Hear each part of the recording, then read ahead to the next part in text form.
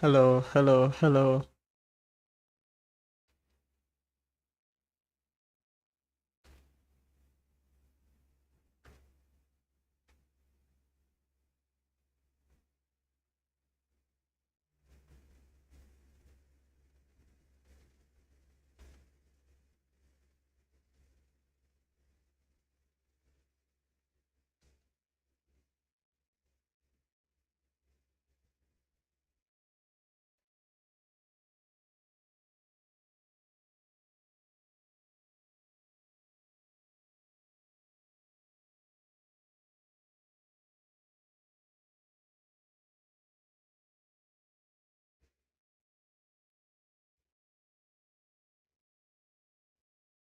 Hello, hello.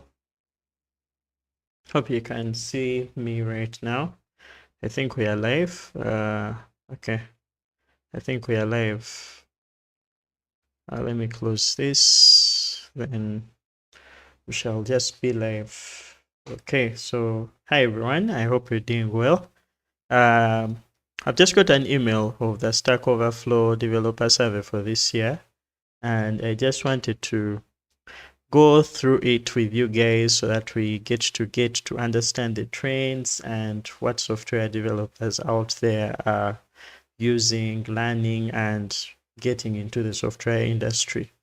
So this, of course, I know that this is not what represents all software developers in the world, because even with the numbers of people that you see right here, we have a limited number of people who are actually uh, who get to fill this survey or give information to this survey. So I'm going to accept all cookies, and then we shall see. So the Stack Overflow Developer Survey is an annual survey that gives us insights about technology and what developers are using to learn, to code, the different programming languages, trends, and stuff like that. So what I'm interested in is to know the current hype, or whether developers are actually using AI and stuff like that. So let's get right into it. So now see that in May 2024, over 65,000. So you just see that the number is 65,000 out of the millions of developers out there. That is the only number that we get to see for the developers who are participating in this survey. So they responded to our annual survey about coding, the technologies and tools they use, want to learn AI developer experience at work. Check out the results. So these are the results. And now the first thing we are presented with is going to be the demographics. So basically the numbers of people who participated in the survey, where they are from, and stuff like that. So we now see the population was 65,437 coders from 185 countries around the world. But I don't think like developers from many countries filled this up, so this would actually have millions of developers. The biggest country was the United States, followed by Germany, India, UK, Ukraine, Canada. I don't see any African country right here, so Ugandans may have not filled the Stack Overflow developer survey. We see that 76% of all the candidates, or all the people who filled this survey or answered questions of this survey, have a Stack Overflow account. We see that 48 shared salary information. So basically, that is a huge number compared to what we have as the total number of the people who submitted something. 62.3% have used JavaScript in the past year. Have I used JavaScript this year? I don't know. I think I've used JavaScript. Yeah, I'm part of the people who use JavaScript for this year. So let's actually just go through one by one. I think these are cards where we can click and then find out more information. So we're going to start with education attainment. We see that 66% of developers have a bachelor's, a master's degree, despite only 49 of developers learning to code at school. So let's actually go into this and see if we go into education. And my browser is kind of stuck right here. So we start with learning to code, and here in education we have 66% of developers having a bachelor's, only 49% learning to code at school. Anyway, like that is of course self-explanatory. Even those who go to school learn how to code outside school, because most times coding is not learned from school. I don't know why this is not loading really fast. I think I have some issue with my browser. It's kind of stuck. So we now see that those who my browser is acting up. Okay, those who are in primary or elementary school, I think this is like the number. Which of the following best describes your highest level of formal education that you've ever completed? So 1% of developers are actually in primary school. Wow, this is amazing. Secondary school, 9.5%. Some college or uni study, so university is 12.6%. Bachelor's degree is the highest with 41%. Master's degree is 25%. Pro degree, something else. Of course, these have to be like the machine learning guys. Yeah. Then learning to code. Online resources are the top choice for developers to learn to code, according to 82% of responses. Respondents 18 to 24 years are most likely to learn to code at traditional schools of all the age groups, and consistently so for the last 3 years. So the age group that programs the most is my age group, 18 to 24. I'm actually not in that age group anymore. I'm 25 years old. How do you learn to code? Select all that apply. Or respondents. Most people learn how to code from online resources. Am I one of those online resources? Maybe. So anyway, like online resources, websites, YouTube channels, and stuff like that are the biggest source of education on learning how to code, which is actually wonderful. Then this is other resources, other online resources. So here we have, I don't know, this is all respondents, and then learning to code. So this is mostly from online resources, then school, e-courses, books. I'm actually shocked people don't read that much books when it comes to learning how to code. Wow, there are people who even teach others to program. Unfortunately, I'm the only software engineer in my family. Maybe I'll get to teach my young brother. Coding bootcamps starts 13%. So it's actually a bit interesting that we have more people who learn to code from school than those who actually go to boot camps. I used to think that there are people who learn how to code from boot camps, and I thought their numbers were actually more than those who go to school, but it's quite interesting. On the job training, colleagues, well, for that on job training part, I'm pretty shocked because I think companies that are found in other countries can give education to developers to help them learn how to code, but that is not the case for most African countries. We get to learn to code on our own and then maybe get experience by working on work projects. So online resources to learn how to code, technical documentation was 84%, StackOverflow 80%, continue to be at the top online resources to learn to code. 37% of responses indicate AI is helping them to learn. I am even shocked that people still read documentation right now, despite the fact that we are living in AI. So that actually shows you that there is much power that documentation has over AI. And I think that's because even AI is trained on existing documentation. So according to this graph, we see that 83% of people use technical documentation, which is actually good. It would be shocking if this percentage watch coding tutorials. That shows that people are willing to go out there and read the documentation for themselves. Stack Overflow 80%, written tutorials. I actually have a written tutorial that is on my first API CRUD course, beyond CRUD course. So I created a website for that, and I also I'm trying to get into the written tutorials. Blogs, hey, it's funny. It's actually surprising that people are still reading blogs. How-to videos, web-based e-courses, online books, social media, AI. I'm pretty shocked that all these still rank higher than AI in this age where the AI hype is so much. What do you think about the AI hype? I'm actually not seeing the comments. I guess I have to go to my YouTube channel and see the comments, which is a little bit weird. So let me go back to my channel. My browser is hanging up.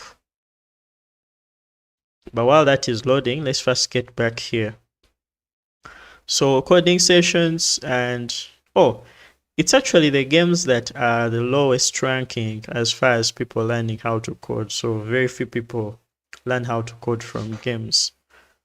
I want to push this side so that I see the people who are watching this.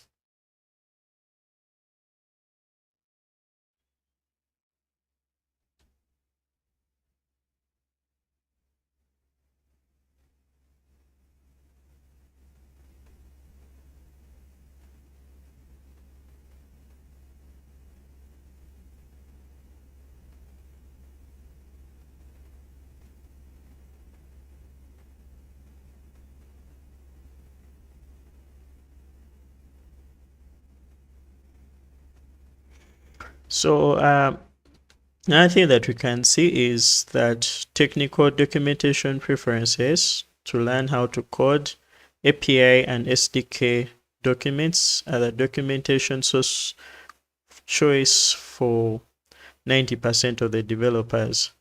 So, wow, this is actually interesting. We are seeing that a lot of people need to dig deep and understand the inner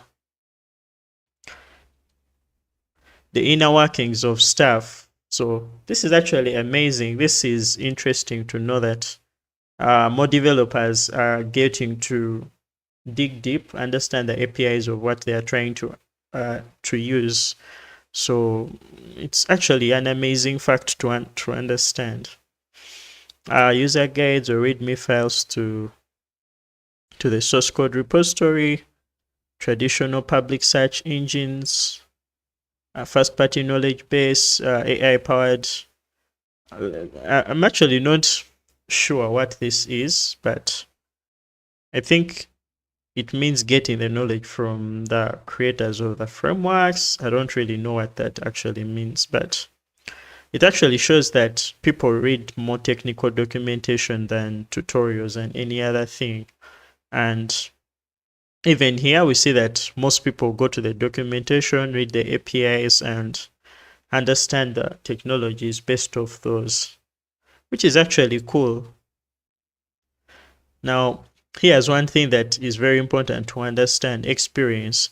So we're being told that more than 1 in 3 developers that took the survey this year have been coding as longer than StackOverflow existed. 38% of respondents have been coding for 15 years or more.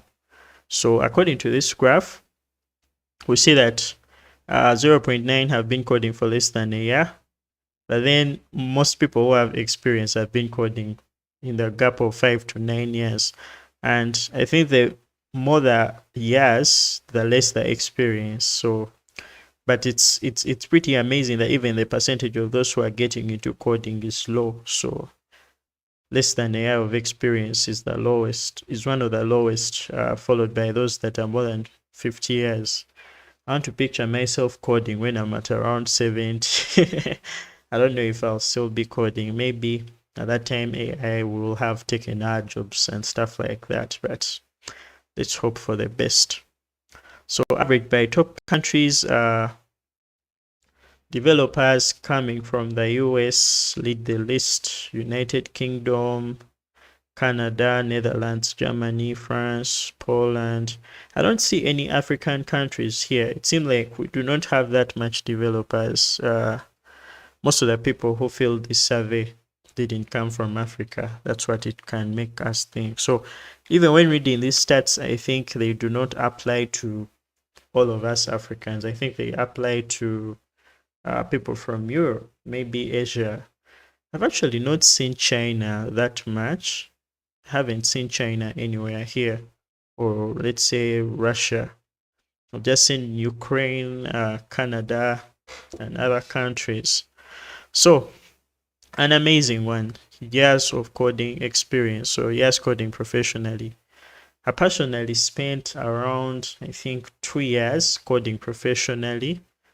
But then let's see how this goes. So, less than 5%, 1 to 4 years, that's going to be 27%. 5 to 9 years, 25%. So most people have been coding. Most people have been coding in this period, 5 to 9 years. So that's where the most, or actually, it's 1 to 4 years being the most, and then 5 to 9 years being the second most. So most people are still within, they're not having that much experience. And yeah, years of professional coding experience by developer type. Oh, let's look at this. So people managers such as executives, engineering managers are reporting the highest average years of coding this year, more than 15 years of coding experience, while popular developer roles such as backend and full stack developers are reporting 10 to 11 years on average. Wow. So let's actually look at this graph right here. So, of course, this makes sense because most executives in software or tech companies, of course, have to have that much experience, things like CTOs and all these other titles. So, that's going to be this percentage. Let me actually see this. I wonder if these are actually percentages. I think they are. Then we see senior executive leads the list, and then managers, dev advocates, where our normal roles of full stack engineers and backend engineers.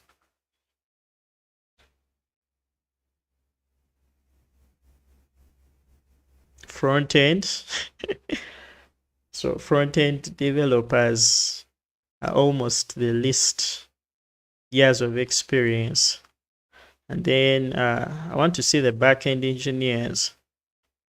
So this is full stack, system engineer, designer, research and dev role. Full stack, data engineers, blockchain. I'm trying to look for the backend engineer, but then I don't see it. So let me not focus on it that much. A developer type, full stack backend and front end were the top three. Of course, those are the top three. It's right now it's actually hard to find developers who are, at least in my country, that's what I can say. It's hard to find developers working outside those roles. You find people who are so experienced working in other fields. It's like web development is the only type of development until you meet people who do systems programming.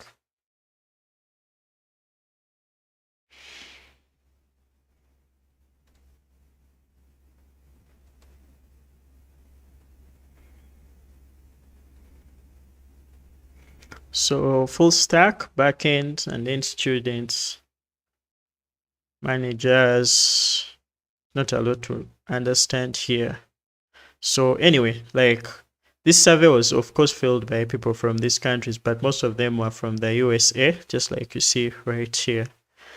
For the demographics, age, most developers in this survey were within my age bracket, 25 to 34 years of age. And then just like I saw in the previous stats, we see that as you grow, then as people grow, then they code less, just like you see right here. So under 18, those are the prodigies. We have the low percentage of 3.9, and then most of the people that are coding are within my age bracket of 25 to 34 years. Okay, so technologies, that's what I'm actually interested in because I want to know what technologies are trending so that I can get YouTube videos to make for you guys. Each year we explore the tools and technologies developers are currently using and the ones they want to use. This year we included new questions about embedded technology tools and industry-sourced community-vetted technology options. Most popular technologies are programming, scripting, and markup languages. So JavaScript has been a mainstay in the developer survey, and on Stack Overflow since our first survey, the most popular programming language has been JavaScript every year, and we have done the survey except for 2013 and 2014 when SQL was the most popular language. Wow, SQL was a popular language at one point. So according to this, we see JavaScript being the most used programming language or being the most popular programming language, followed by HTML and CSS. So this actually just shows us that web development is the most popular type of software development out there. We actually see that Python is catching the third place with 51%, and followed by SQL, TypeScript, Bash, Java. Now I want to see where the Rust programming language is. So Rust is 1, 2, 3, 4, 5, 6, 7, 8, 9, 10, 11, 12, 13. So 14th place after Go. So that actually shows you that programming languages that have been around are still being used out there and they are still popular. So do not fall for the hype. Of course, learning these programming languages is good, but sometimes the internet can mislead us into thinking that these things are out of place. I mean, even see where PHP is, that people would like to diss. C, C++, C Sharp, Java, all those things are still popular even in 2024. So from that, we can go to database right now. So PostgreSQL debuted in a developer survey in 2018 when 33% of developers reported using it, compared with the most popular option that year, MySQL, in use by 59% of developers. 6 years later, PostgreSQL is used by 49% of developers, and it's the most popular database for the second year in a row. I don't know why my graphs are not loading.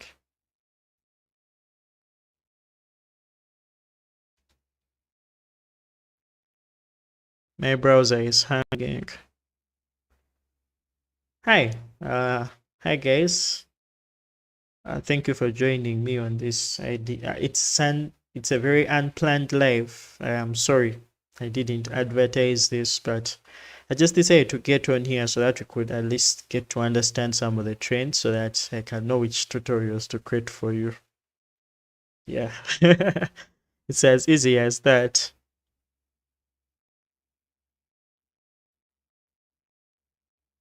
So I'm having a little bit of a problem here. My browser is hanging. So according to this, we see that PostgreSQL is the most used database, which kind of makes sense. I mean, it's very hard to find people using. I've actually grown up not seeing people use databases except MySQL and PostgreSQL, maybe SQLite for small apps that we build on localhost and stuff like that. I want this to load, but it's not loading. I don't know why. So right now we see PostgreSQL leads, followed by MySQL and SQLite, just like I, of course, said. MySQL Server, MongoDB, Redis. Redis is actually used as a database. MariaDB, Oracle. To some databases I've never heard of, like TiDB or TDB.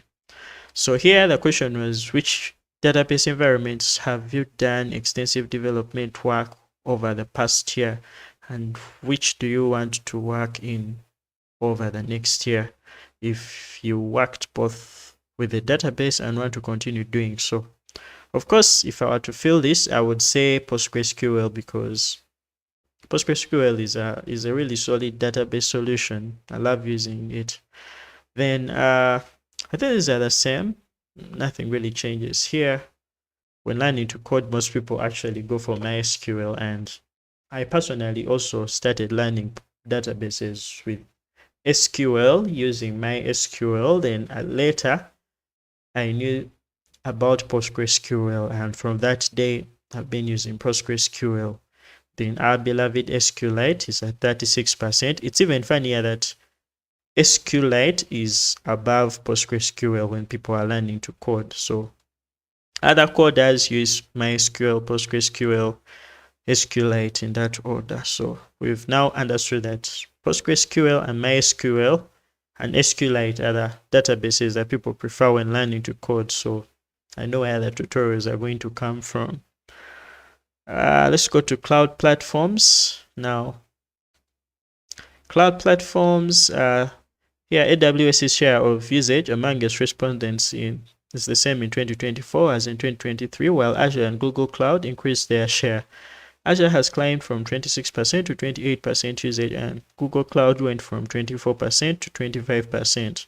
So the question was, which cloud platforms have you done extensive development work in over the past year, and which do you want to work in over the next year? If you both worked in with a platform, I want to continue to do so. Please check boxes. Okay. So according to the graphs here, we see that people use AWS more. Microsoft Azure, Google Cloud, Cloudflare, Firebase, where the Herokus, the renders of the world. Hey, they're actually here. So honorable mention. When you are looking for ways to deploy your apps for free, then you can look into Render and Fly.io. But the big boys are AWS, Microsoft Azure, DigitalOcean, Netlify, VMware, and so on. I actually want to learn infrastructure, but for some reason, every time I get to focus on it, I get busy and fail to learn. But then I guess I'll have to get to a point where I'm so comfortable with these big boys in the cloud platform space like AWS. So web frameworks, this is where I'm really interested. This is what exactly I wanted. So in web frameworks, Node.js peaked in 2020 with the highest recorded usage, a score of 51%. While not as popular, it's the most used web technology in the survey this year and has increased in popularity among those learning to code from last year. Of course, first of all, web development is the most popular type of software development out there, and Node.js supports a lot of things. If you're developing front end, if you're developing for mobile, if you're developing pretty much anything that has you installing packages, you are going to use Node.js in some way. So I think that's why it's still popular. So the question was, which web frameworks and web technologies have you done extensive development work in over the past year, and which do you want to work in the next year? If you both worked with a framework and want to continue to do so, please check the boxes. So developer profile. Oh, I've actually gone back. I need to go back where I was.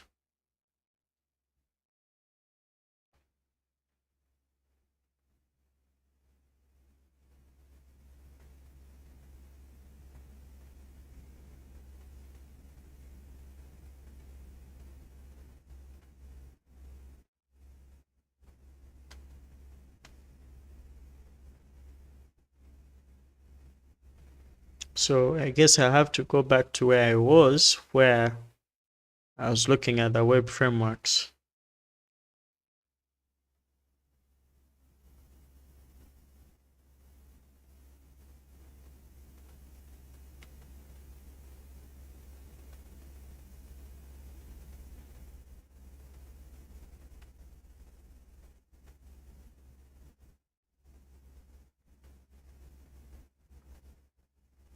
Okay, so Node.js peaked in 2020, and we now see that it's also peaking. So all respondents seem like my browser is taking long, but how I hope you actually leave a hi in the chat, and we can go ahead and discuss these things.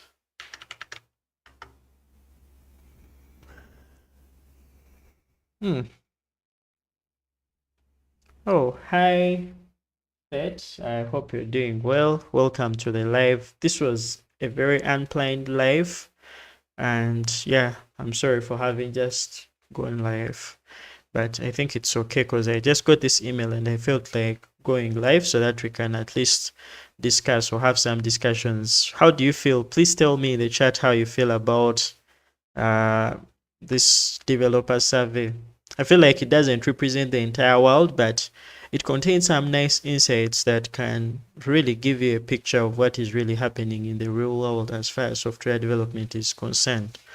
So, hi, Nesta Salazar from Ecuador. I don't know if I'm pronouncing your country well. Love from Uganda.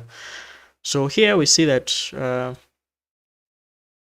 I want to go to all respondents. So we see Node.js is 40% of the entire developer space, and I'm happy that FastAPI is somewhere. I've actually seen it. FastAPI is 9% of, wow, the popularity of FastAPI is increasing. That it's at this place at a percentage of 9.9%, which is actually nice.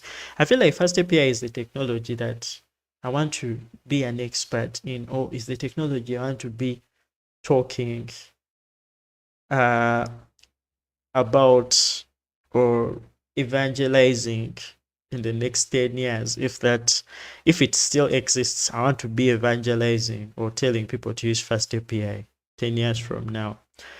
So yeah. So we now see that we have React. Of course, React is like the front-end framework. jQuery, but it's funny how jQuery is still popular even up to now, yet people still like to trash on it, like the way they do for PHP, but it's still on the list, and 21.4%. That's the popularity of jQuery. The Next.js, Express, Angular, these are mostly JavaScript things. And then the funny thing is we have ASP.NET. So there are a lot of people who use ASP.NET, but I don't know if I'll even use that that stack. I don't know if I'll ever code or build stuff with C#. VJS, Flask, and it's funny how Flask is still on top of Django and FastAPI. So do not listen to what the internet can say about Flask. Much as FastAPI is async and there exists all these other async solutions, Flask is still being used out there. I mean, I think it's because of projects that were existing and were supporting Flask. But then I think Flask has also matured to become a very good framework. And it's the one framework that I actually recommend people to learn every time they ask me, Jonathan, what do you want me to learn after learning the basics of Python? Of course, I challenge them to build web servers, web APIs, and stuff like that using Flask, because then they'll have to use their knowledge of functions to learn other advanced concepts of the language.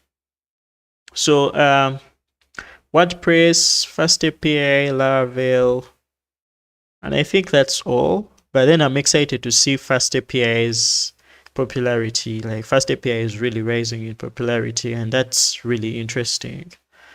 Okay, so let's go to the next thing. All these other things. Now, one thing I can see is HTMX also somehow made it to the list. I've not made any tutorial on HTMX, but I hear it's amazing, and I'll try to build a project with it, maybe go on live, and then we'll try to see how that works. Okay. Embedded technologies, new subsection of the developer survey this year. 30% of the developers are using Raspberry Pi. I actually have my Raspberry Pi. Let me bring it and show it to you guys.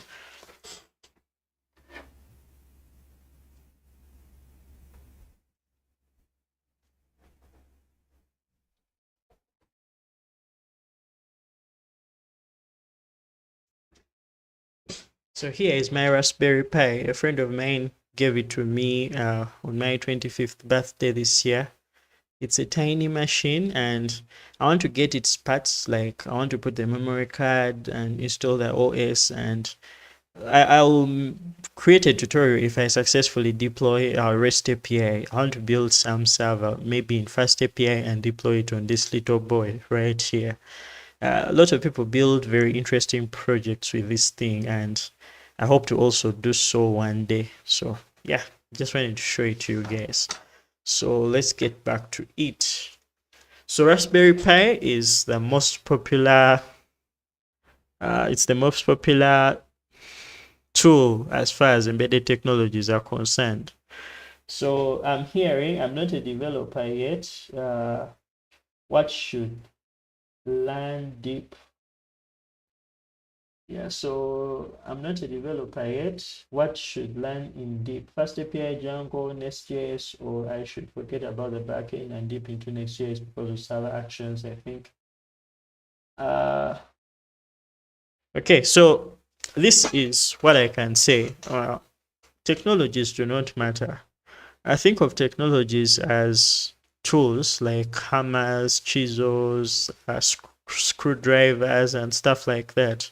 When you have such tools, you get to build whatever you want or fix whatever you want. So choose a tool not because of its popularity, but choose a tool because it can help you achieve something. That is at least the advice I can give you.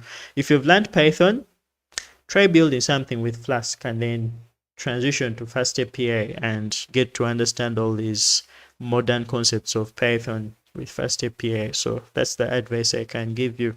So yeah, I have one. I have a Raspberry Pi. So Raspberry Pi is a computer, and it's a full computer, but it's on this one chip, like one motherboard. Everything is on here: the processor, the the input device. So if you want to connect like input devices, you can connect them. And I think this is the Raspberry Pi. This is a little bit old. This is the Model 3, the Raspberry Pi 3. But then you can see it has an Ethernet cable here. It has USB ports. So if I want to connect, let's say, a keyboard, if I want to connect a mouse, I can even connect an HDMI. So there's an HDMI here. I can be able to have a monitor, but then it's all on this keyboard. So it has very little RAM. I can only add the operating system if I add a memory card or an SD card. So it doesn't have like big storage. It just has, this is where I place the SD card and I have some storage. So basically that's it. It's just a tiny device. Yeah. So to the next, so we now see that embedded technologies, Raspberry Pi leads the chart, all respondents, professional developers. So here we see Raspberry Pi still leads, CMake, Arduino. So I'm not so much an expert on this. The only thing I have is the Raspberry Pi, and I do not know the rest of these things. Maybe GCC, which is compilers for C, C++. That's the only thing I know, so I guess I have to move on to something else. So other frameworks and libraries, .NET is the most used among other frameworks. I was even shocked. So those learning to code are using NumPy and Pandas the most. So I think this is because of the AI machine learning trend right now. I think that kind of explains why most people are using Pandas, NumPy as those technologies. So do not be shocked if I create some content on some of these technologies like Pandas and NumPy, or what some of us call NumPy in African countries. So yeah, .NET, RabbitMQ. I've actually never created a tutorial on RabbitMQ, and every time I use Celery, I've always been using Redis, but I'm going to look into RabbitMQ, and I see it's been requested a lot. So yeah, I think I'll get to make a tutorial about it. Spring, Apache Kafka, Flutter. I was actually, right now Flutter leads React Native in popularity. Wow, that's amazing. It's actually the mobile technology I want to learn. I used React Native, but I didn't like it because most of the apps I built with React Native did not feel. Of course, I did not build that much apps with React Native, but then I felt like React Native apps were more like web apps.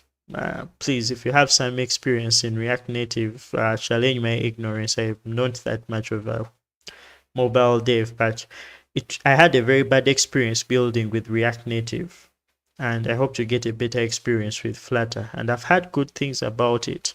So another thing I wanted to see if PyTorch is more popular than TensorFlow. So according to this, we see Torch is actually leading TensorFlow in popularity. It has 9 and then TensorFlow. Oh, that's actually good. Qt, Electron, Ionic. Is Ionic even on the list? Most of these others I don't know, I'll be honest. Hi Suen, thanks for watching my videos, man. I honestly want to say I genuinely love you because you comment on my videos, you like my videos, you honestly give me good feedback, and yeah, that means the world to me, I'll be honest. Yeah. Thanks for watching so much. Thank you so much for watching. At least I know there's that one fan in the many I don't even like to call you guys fans because you're more like the audience, the people who make me do this. I honestly want to thank you so much for your support. Yeah. So let's get back to it. Other tools, Docker. Now I know the comment section is always filled with Docker. Do this with Docker. Do that with Docker. Please do this with Docker. Do this with Docker. And people want to crucify me for Docker, but I'll not disappoint you guys. I promise to make some content on Docker. It's just that every time I get to have these ideas, I get busy and I end up not delivering as you guys want. So I have a message here in the chat. Diego Resin. Please forgive me for pronouncing your name bad, but hi, I'm from Uganda. How do they say hi in Spanish? Do you guys speak Spanish where you come from? I think so, but let's go on. Do they say hola? I think. Kindly correct me if I'm wrong on that. Greetings. That's what I can say. Yeah, so Docker is the most used by professional developers. Of course, they had to add the word professional. So I think I'm making content for professional developers who want to understand how Docker works. Guys, I got you. I'll create some Docker content. Anyway, professional developers are using Docker. So it's top on the list. We need to learn Docker. Let me actually note that down. I need to create content on Docker. Docker.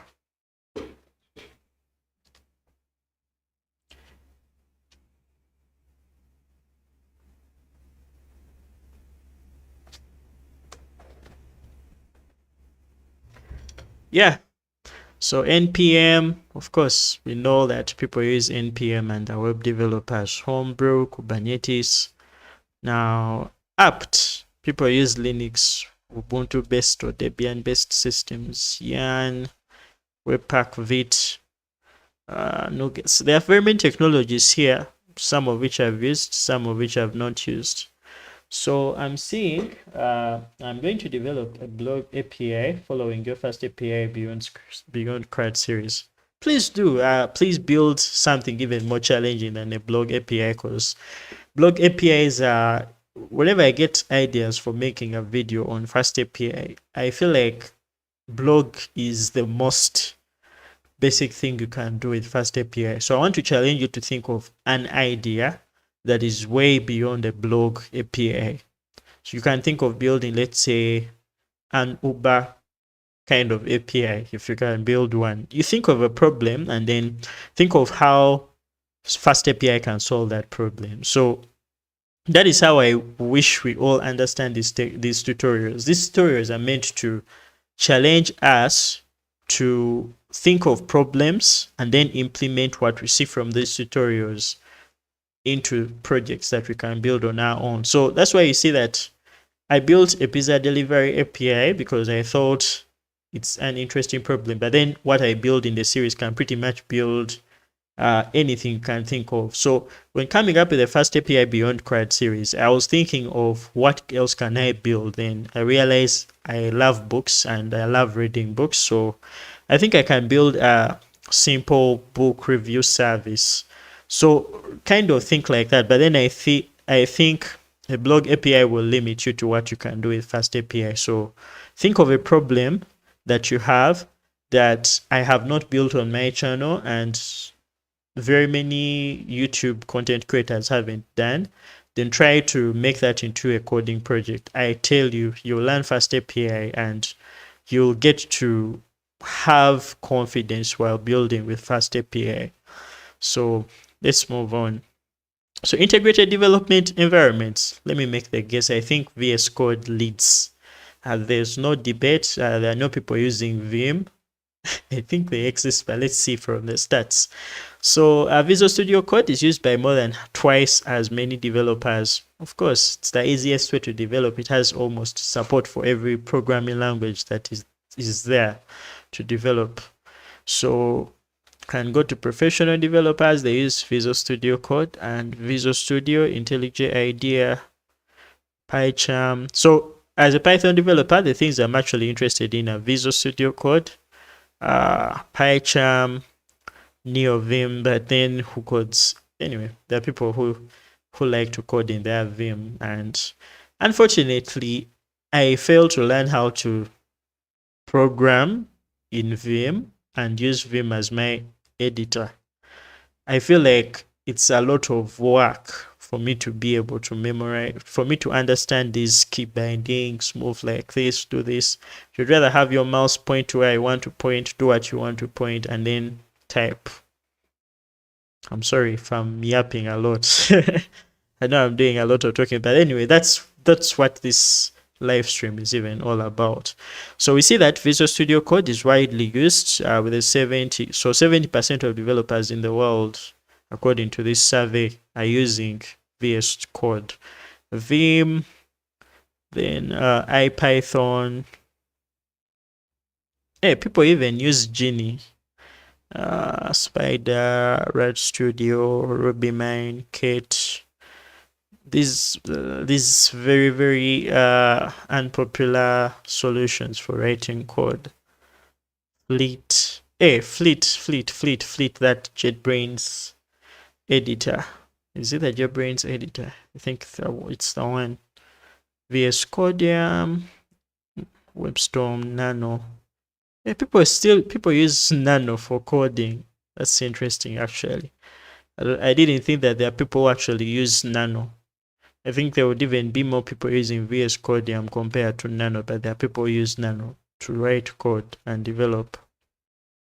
Asynchronous tools. So we see Jira, Confluence. So I don't know what these are, but I think they're like the productivity kind of task management softwares. So we have Jira, Confluence, Markdown file, GitHub discussions, Obsidian, Asana.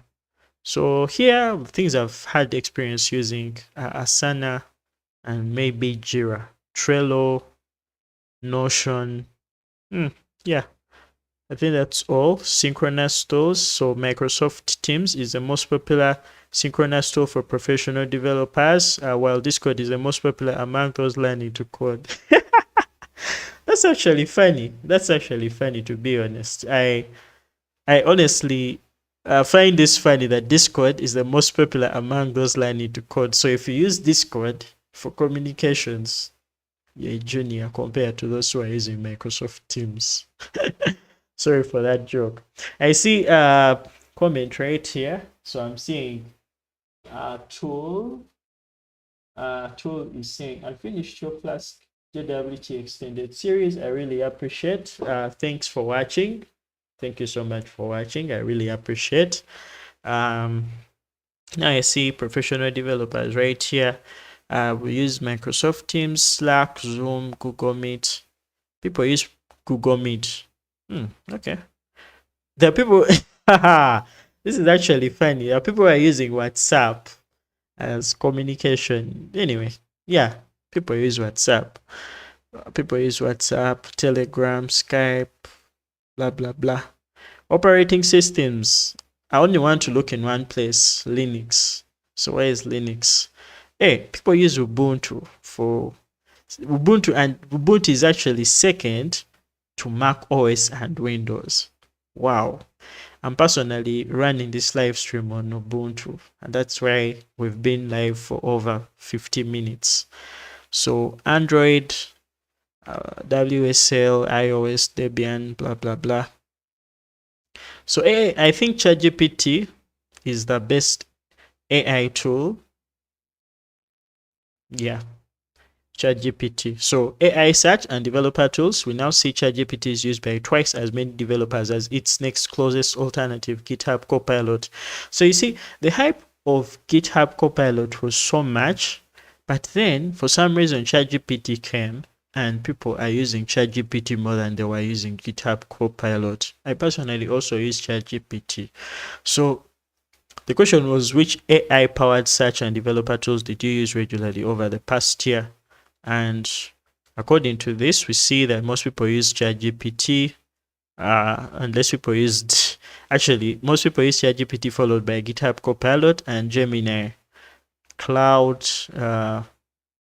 Yeah, at least that's what we can know. But the most popular options, of course, ChatGPT, GitHub Copilot, Google Gemini, and stuff like that.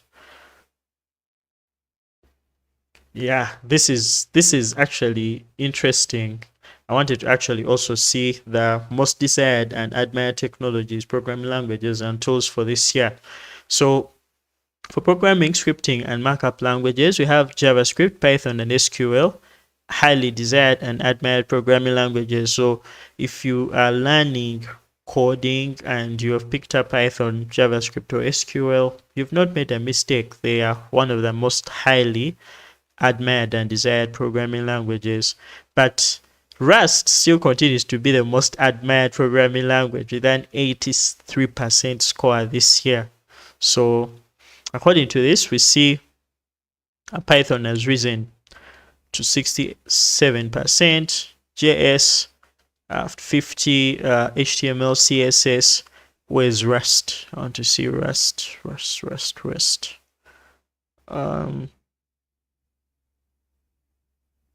Where is actually Rust? Where in the world is Rust?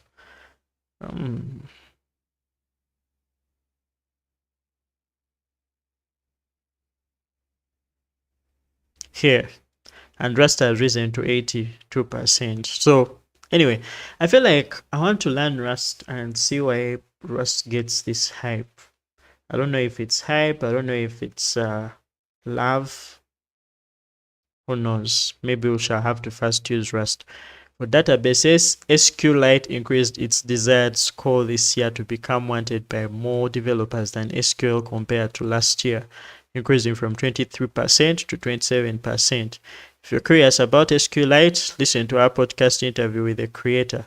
I'd like to listen to this. Let me actually see what it's all about. The creator of SQLite finally getting the recognition he deserves.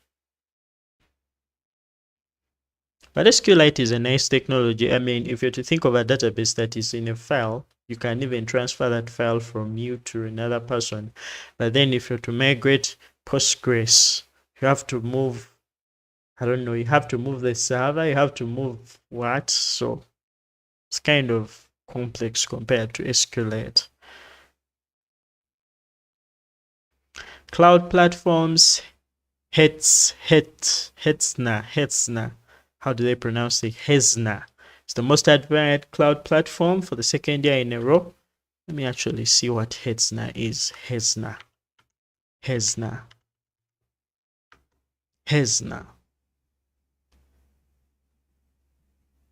Of course, the name sounds German. Now, if you're German, please do not crucify me. I do not know how to pronounce those. So Hetzner. Okay. So that's the platform. Web frameworks and technologies. Let's see where our boy Fast API is, or Flask or Django, the ones that I have covered mostly. So React is the most. So now we see 73% of developers that used it want to keep working with Svelte. Fun fact, our team at StackOverflow used Svelte for the first time in building our 2024 developer survey results site. So this entire website is built in Svelte, which is interesting. We could go on about Svelte. So listen to our interview with one of our own. Okay. So React, Node.js, Svelte, leading with, it's actually second, I think, to Phoenix. What is Phoenix? Is Phoenix a framework? I think Phoenix is a framework. Let me see. My browser is hanging. Phoenix, is Phoenix a framework? I think Phoenix is a framework, but for another programming language. Written in Elixir. Yeah, it's a web framework in Elixir. So Phoenix is the Elixir framework, and it's leading this list because it rose from popularity from 3.5% to 83%. Hope I'm not wrong. Yeah, it's actually the web framework that people have worked with compared to last year. Embedded technologies new to the survey this year. Cargo, I think that's the packaging thingy. The package manager for Rust is the one that scored highest with 83%. So yeah. Other frameworks and libraries. Raf. So you guys, if you've heard of Raf, I'm using Raf even in the first API beyond code. I'm using Raf. Raf is this nice, this blazing fast technology that you can use to lint your code, fix your code, and format your code, and it's written in Rust.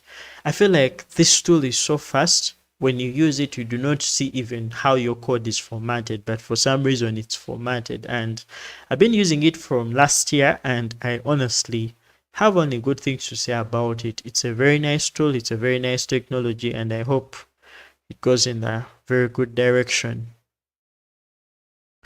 Other tools, Docker. Users have elevated this tool to mostly 78% this year. Integrated development environments, Visual Studio Code is the most desired. Asynchronous tools, Markdown wins the popularity. Not only do users say they admire it more than this year, but Markdown also received the highest admired score of all technologies on our survey this year. Wow, people are writing more Markdown.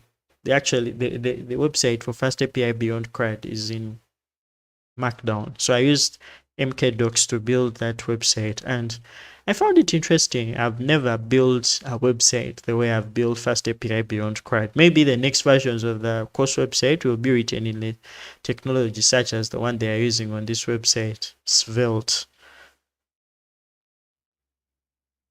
So synchronous tools, Signal. I've actually never used that. AI search. And most developers who use ChatGPT want to keep using it. While most use Replit, Ghostwrite, or Tab9, are least likely to keep using it. If you are familiar with Replit, we have an interview for you to familiarize yourself. So, worked with versus wanted to work with. This is actually also interesting. Programming languages for scripting. So, here they are saying that those learning to code want to try more programming languages next year compared to their professional counterparts. On average, each user who is learning to code wants to try 12 other languages in the next year versus users who are professional devs who want to try 8. Wow. What am I doing with my life? I feel like if I want to code in Python, then the only programming language I'm interested in learning next is going to be Rust.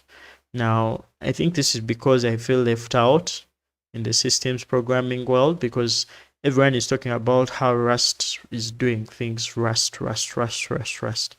Then I feel the only programming language that I want to learn from Python and JavaScript, which I use, I want to learn Rust and learn how Rust works so that I can also get to have conversations with nerds. I have friends who program in C++ and Rust, and man, the things they talk about are things you cannot talk about. They are things that a layman cannot talk about if they are not familiar with systems programming. And I want to join that bandwagon. So, professional developers, my browser has hung up. Okay, so this kind of graph is actually hard to understand, but let's go to all respondents. So I think this connects and shows you that people who use TypeScript are most likely to pick up Kotlin, or people who are using JavaScript are most likely to use Rust.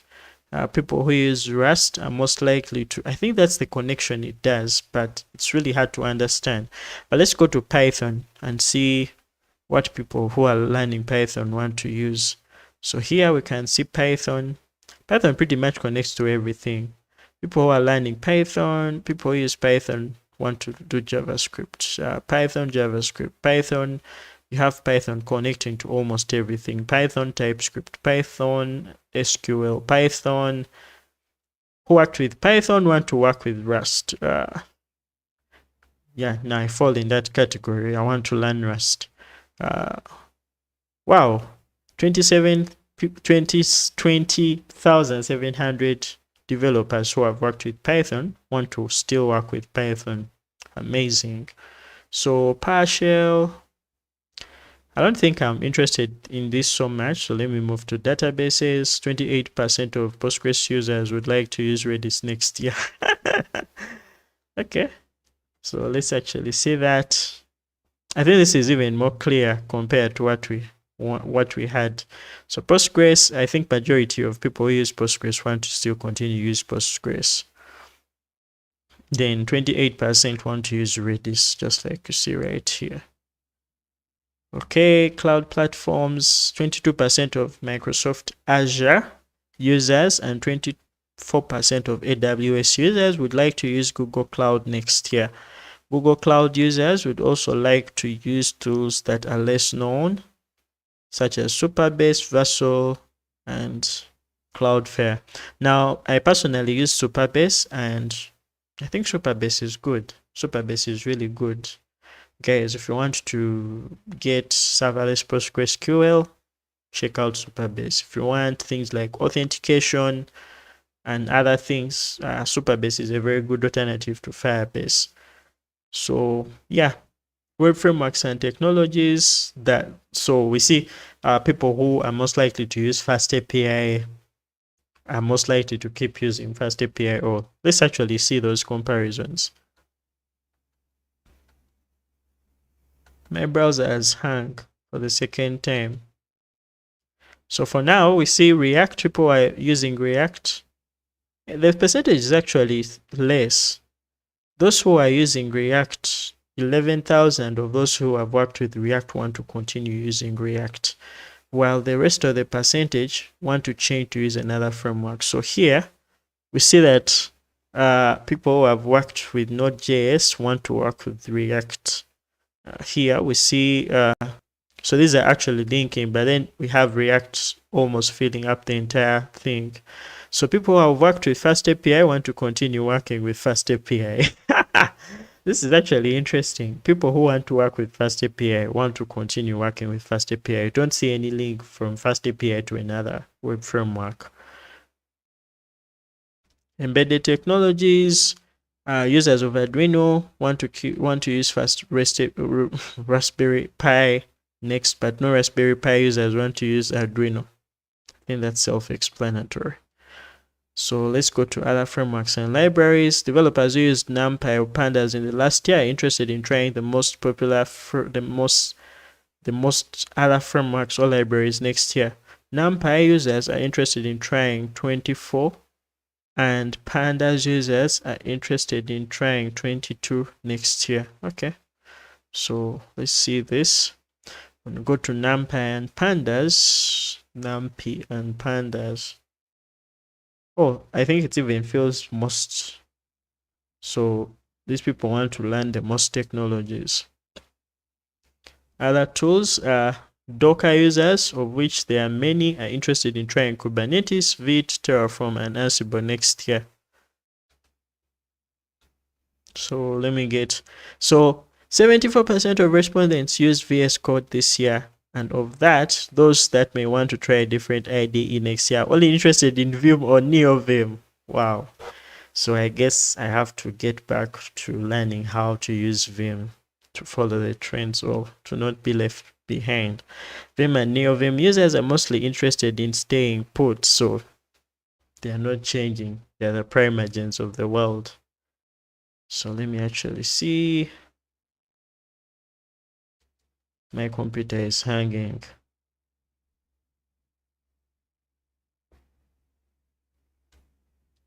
Okay, so let me move this chart right here so that I can see you guys.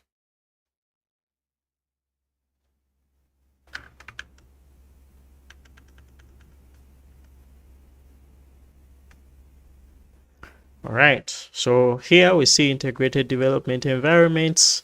Those who use VS Code want to learn other tools like Visual Studio, Vim, and the rest. But those who use NeoVim want to continue using NeoVim. They do not want to change, which is interesting.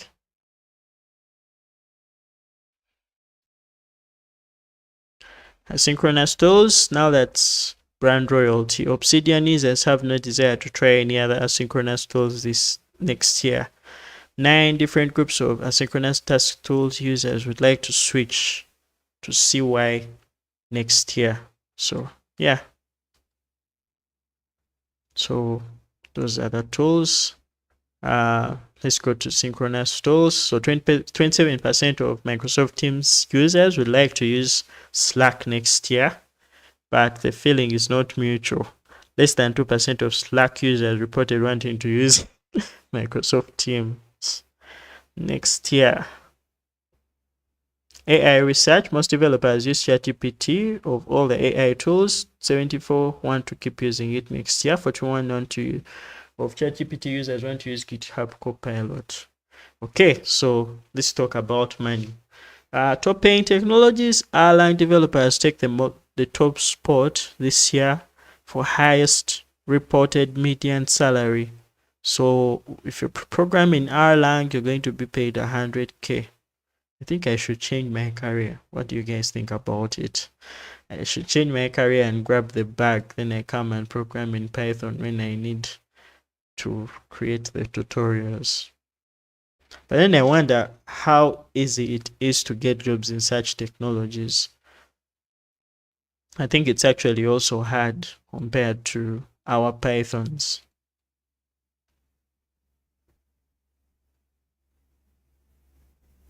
Then Elixir, Clojure. Let's see where the Python is on this list. Where is Python? It's the AI age. We should be having Python being one of the top languages here. MicroPython. Python is actually here.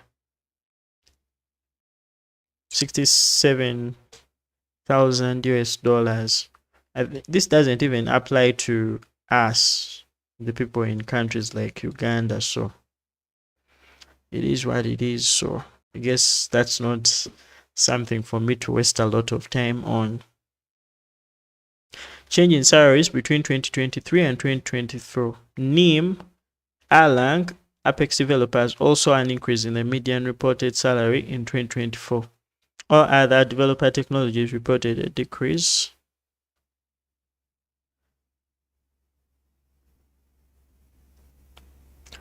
Okay, so here we see NIM, Erlang, and Apex developers also an increase in the median reported salary in 2024.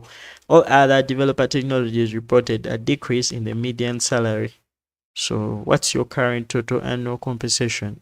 This doesn't also apply to me. Yeah, but I think this applies to countries like, let's say, those in Europe and those in, let's say, the United States and stuff like that. So if you program in Python, those who programmed Python, let's see the amount of money they got to increase in their payment. So from 67, this is actually a lower 78,000 to 67,000. Okay. Okay. So now we are from technologies. We are now going to AI.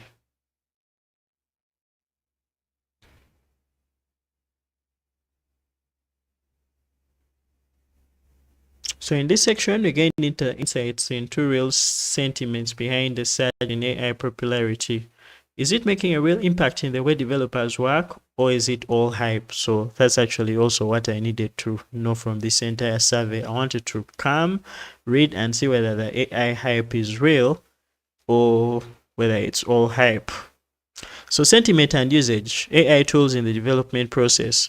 So 76% of all respondents are using or are planning to use AI tools in their development process this year, an increase from last year, which was 70%. Many more developers are currently using AI tools this year too. So that's 67%, 62% versus 44%. So if we look at this graph, we see people who are planning to use AI, 63%. No, but I plan too soon, 13%. No, and I don't plan too soon. Those are they're not even skeptics, they are cynics about. So we can group this percentage as skeptics, and then we can group these as cynics, people who are, we don't want AI, we don't use AI, and we don't have plans of using AI. So AI tool sentiment, 72% of all respondents are favorable or are very favorable of AI tools for development. This is lower than last year's favorability. Sorry. So this is less than last year's favorability of 77%. A decline in favorability could be due to disappointing results from usage. Yeah. So professional developers are very favorable, 23%. We have 48% for favorable, indifferent, those who are not really into the whole AI tool thing, unsure, unfavorable, very unfavorable. So developer tools, benefits of AI tools. 81% of developers agree increasing productivity is the biggest benefit that developers identify for AI tools. Speeding up learning is seen as a bigger benefit to developers learning to code compared to professional developers. So from this graph, we can see that 82% of developers agree to the fact that AI increases the rate at which they are productive, of which I also agree. Then speeding up learning, that's 60%. Greater efficiency, 58%. Increased accuracy in coding, 28%. Make workload more manageable, 24%. Improve collaboration. I don't know how AI increases collaboration. Maybe someone will tell me how it does that. So accuracy of AI tools. AI tools' ability to handle complex tasks. So the development workflow is complicated, as the abundance of questions and answers on StackOverflow can attest to. Almost half of professional developers believe AI tools are bad and very bad at handling. I agree. There's almost no task that you can give to AI that's complex that can be solved by that AI. Maybe you have to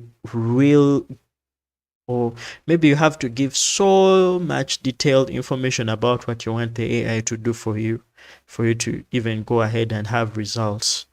So yeah, we now see that professional developers, some of them say it's very good at handling complex tasks. I say it's not good, so I lie here. which is the biggest percentage. Some people say very poor at handling complex tasks.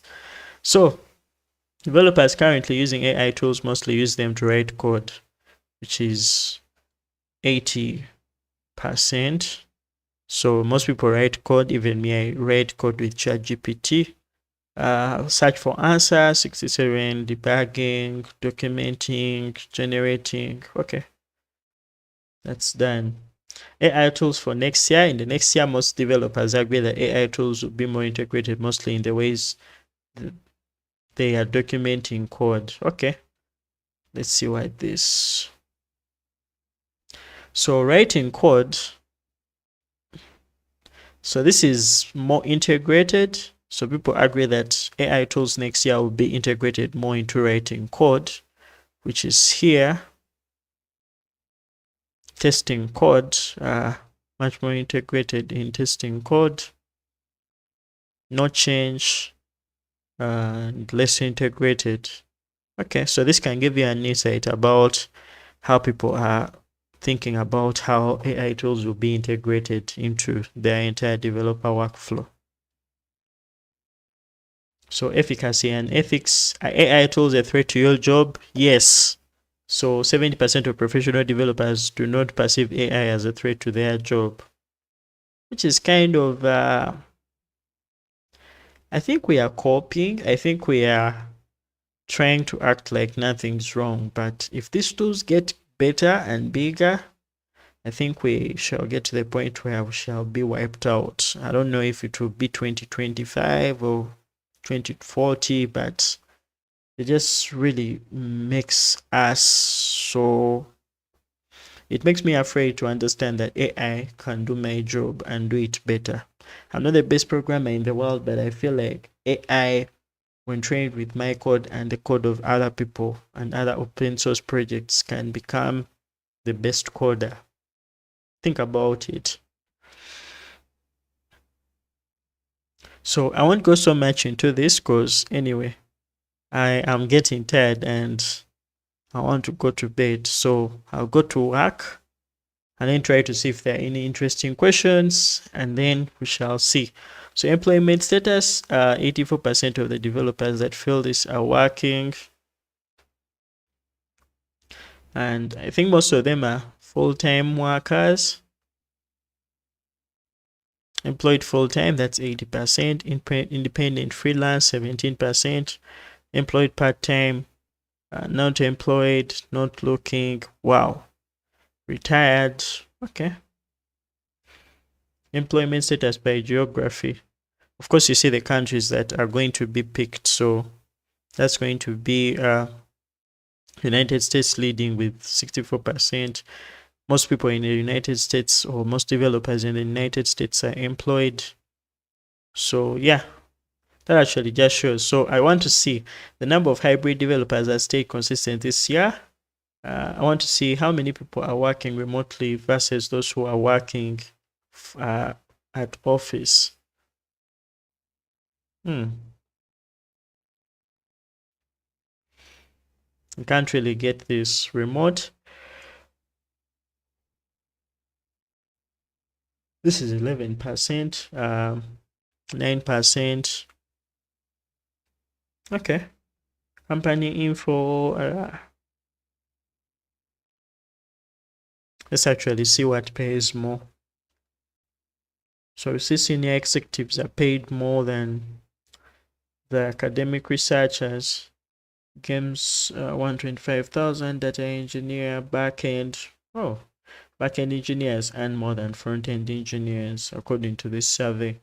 Well, backend engineers are earning 170,000. Front-end engineers are earning 135,000. But of course, this applies to only those countries like the United States, Germany, and the rest.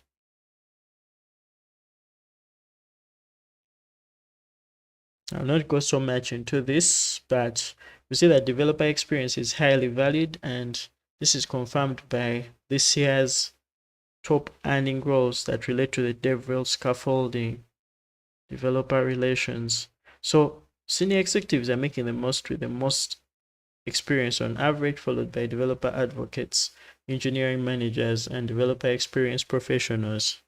Oh, developer advocates and more than the people who are actually doing the development, the back end, the full stack, the front end, which is kind of amazing. What if I become a developer advocate and I earn that much? Oh, now I want to actually see here. Salary and experience by language. Developers that are using Erlang and Clojure are top earners in the past year, averaging more than 95K annually with about 12 years of experience. Of course, the more you go up, the more you earn. So I guess that's it. Purchasing technology influence on technology purchases. Most respondents have influence over technology purchases. Those roles with the highest levels of influence are senior executives, engineering managers, and product managers. I didn't understand that. So research new tools and technologies. Starting a free trial is the most common way to evaluate new tools, followed by asking questions or asking other developers. Backend developers, embedded app developers, academic researchers prefer to ask other developers than to start. We don't want to spend our money. So, yeah, makes more sense. So, coding outside work, most developers code outside of our work as a hobby. 68% of developers code outside work, and almost 40% code outside work for professional development or self-paced learning from online resources. Okay, makes sense. Now the next part or the next card is community, which is actually undefined. So I guess that's all, but I guess this is, the community part. And the community part is the center for all that we do. Here we take a look at how people use Stack Overflow and how we connect it to fill the community. Okay, visiting sites across Stack Overflow and Stack Exchange. Most everyone has visited Stack Overflow, but many few have visited the Stack Overflow blog and podcast. You are in for a content treat. Frequency of visiting Stack Overflow. 93% of respondents visit Stack Overflow at least multiple times per month, if not multiple times per day. Having an account on Stack Overflow. So these are just basically things about Stack Overflow and Stack Overflow. Professional developers, we asked professional developers to tell us about what impacts their productivity at work, how often it happens, how much time it takes out of their day. We also asked them about the developer experience at work. They have the processes. I'm pretty sure someone is going to complain about meetings. So let's get ready for this. So participation in professional developer series, roughly 29K professional developers contributed to this year's professional developer section of the questions for the developer survey about productivity and satisfaction at work. Would you like to participate in the series? Okay. The video contributor or people manager. Coders are coding more than managing, which is good. And 80% of professional developers indicate that they are in individual contributor roles. Okay. Years of professional work experience. 1 in 4 are 1 to 4. Okay. Ability to find knowledge. Man, this is some data that is for professional developers. So methodology, I don't know what this card is all about, but let me dig into it before I actually go ahead and sleep. So I think this is about how the data was collected and all that stuff. Yeah, I think we've finished the Stack Overflow developer survey. So I just wanted to go through this entire thing to just know what's going on, what is trending, and how we can take advantage of it. And I think one of the things I've realized is people are picking up some technologies. Fast API is becoming popular.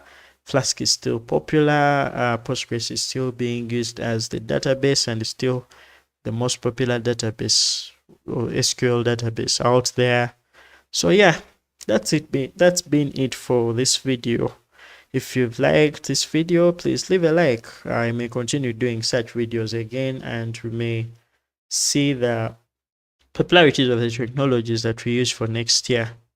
All right, let me go to bed. I hope you've enjoyed this video. Now I'm going to bring out the next course, the next part of the series, of the Fast API CRUD series. I'm still recording it and editing it.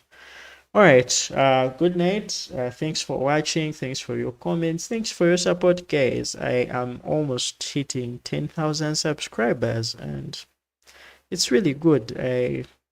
I'm so fortunate to be in such a position. Okay, a lot of talking has been done. Now let me go ahead and recharge my battery. Thanks for watching. See you in the next videos. Bye.